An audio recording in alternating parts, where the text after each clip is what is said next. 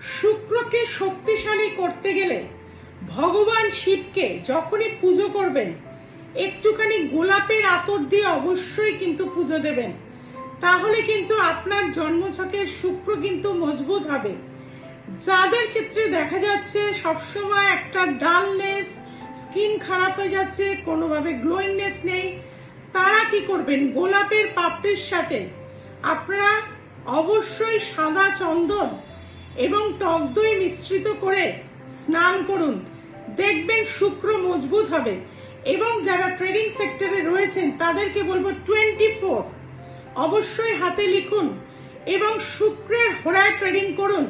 এবং যখন ট্রেডিং করবেন তার আগে শুক্রের একটি যে রোজ ওয়াটার বা রোজ আতর নিয়ে দুটো হাতে কিন্তু আপনারা লাগিয়ে নিয়ে ট্রেডিং করতে বসুন।